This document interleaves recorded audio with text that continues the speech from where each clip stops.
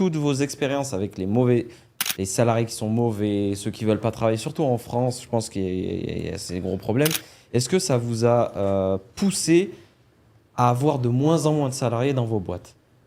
Alors, moi, ça m'a poussé, mais ça m'a surtout poussé à récompenser au max ceux qui ont une certaine loyauté envers moi depuis le début. En fait, tu vois tellement d'enflure qu'à un moment, tu fais le bilan, tu dis ceux qui sont bien, tu as envie de les traiter comme des rois. Tu vois ce que je veux dire? Parce qu'il y en a, ils ont une loyauté, mais de dingue. Et ceux-là, tu as envie d'aller au bout du projet juste pour cela. Pour dire on va réussir ensemble et c'est pour vous parce que vous avez bossé honnêtement depuis X années. Mais les autres, bien sûr, tu as envie de les écraser. Mais c'est ces gens-là qui tuent le pays, de toute façon. Enfin, je veux dire, c'est comme les salariés. Moi, à un moment donné, je recrutais. Les mecs, ils venaient, ouais, moi, je veux juste travailler 6 mois parce qu'après, je vais chômage, je sais pas. Je disais quoi, ça? Tu es en train de me dire que tu veux bosser 6 mois, je vais pas te prendre pour 6 mois. On va se casser la tête à te former pour 6 mois. Donc, à la fin, les gens, je leur dis, écoutez, tu veux un travail stable, tu veux construire ta vie ou tu veux juste un one-shot? Si tu veux un one-shot, moi, tu me coûtes de l'argent à te former. Donc, va voir ailleurs, tu vois.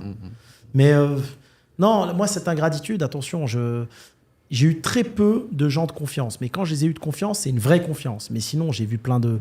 On appelle ça quoi? Ouais, des opportunistes. Ouais. Plein, mais depuis le début. Court-termistes, opportunistes. C'est pour ça qu'aujourd'hui, c'est un truc de dingue. Mais tu vois, les nouveaux business que je lance, je parle plus aux collaborateurs. J'ai mes collaborateurs proches de confiance. J'en ai 4. Dans une manageuse et un manager qui sont des tueurs. J'y dis, c'est vous qui réglez tous les problèmes. Tout ce qui est coaching, management et tout, c'est vous. C'est pas moi. Je suis en arrière-plan, je veux même pas qu'ils me voient. Tu vois? Et là, ça fonctionne mieux par contre. Il y a ce qu'on appelait un fusible. Quoi. Il y a des bons fusibles. Là, ça fonctionne mieux. Je peux pas dire mieux.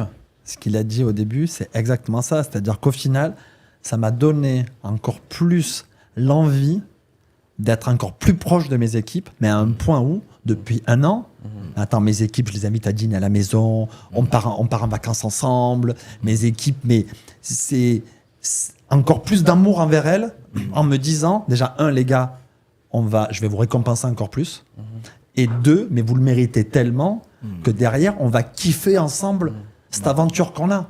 Parce que sans vous, j'en serais pas là, parce qu'au final... Ok, quand tu as 100, 200, 500, 600, 700 personnes comme nous, la réalité, c'est que oui, on gère que des problèmes, mais au final, on gère les 20% des problèmes les plus compliqués. Le 80% du day-to-day, c'est pas nous qui le gérons, ce sont les équipes qui le gèrent. Et ce sont ces équipes qui sont hyper proches de toi, qui font le travail souvent le plus ingrat. Et ce sont les personnes un peu souvent de l'ombre, mais qui sont des personnes sans qui, en tout cas, moi, je serais pas là.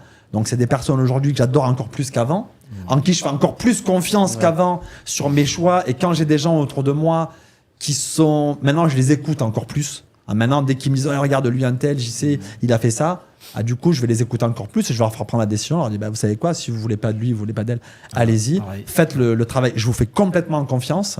Et au final, je me dis c'est génial de les avoir et je veux les garder le plus longtemps possible. Parce qu'ils méritent ma confiance, ils méritent d'être récompensés. Ce sont des gens qui ont tout donné pour moi, pour la boîte. Et à côté, évidemment, quand tu vois... Et eux-mêmes ont pareil avec leurs équipes. Parce qu'au final, si moi, je leur montre que je leur donne beaucoup, si je les récompense, eux vont donner à leur proche équipe, qui vont aussi bien récompenser.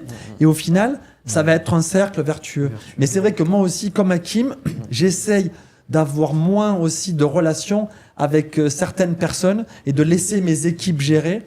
Parce qu'à un moment, déjà, des profils comme nous, tu vas mettre un maximum d'émotions et ça c'est pas pour autant... C'est comme si tu es un mec ou une nana et que tu as une déception d'amour.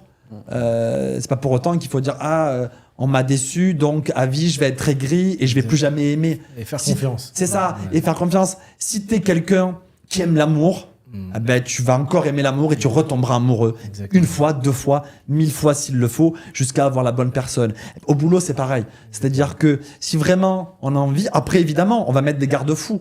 On va, comme disait Hakim, on va mettre des contrôles, on va éviter, on va plus faire confiance en notre intuition, faire confiance en notre équipe. Mais malgré tout, c'est pas pour autant qu'on va plus recruter, c'est pas pour autant qu'on va plus faire confiance aux gens. Après, c'est notre métier, ou sinon il faut arrêter et faire comme beaucoup d'entrepreneurs, ils créent une boîte, ils vendent et après ils prennent leur retraite. Il faut savoir que les salariés à la base, les collaborateurs, les bons, ils font confiance avant tout à l'homme, avant même de l'entreprise. Hein. C'est-à-dire ils te font confiance. Et on a un devoir. Moi, j'ai des collaborateurs proches. Ils me disent, Hakim, on croit en toi. Dès le début, on croit en toi. Ne nous lâche pas. Tu vois. Donc, cette énergie, elle va dans les deux sens. Nous, on a un rôle de coach vis-à-vis des bras droits. Et eux aussi, c'est mes coachs. Ils te coachent, tu vois ce que je veux dire. Moi, j'ai des collaborateurs proches, le dimanche matin à 6h, Hakim, on a un Zoom, réveille-toi, tu vois, parce qu'ils ont la dalle, Et on ne peut pas les décevoir. C'est pour ça, c'est une réussite commune.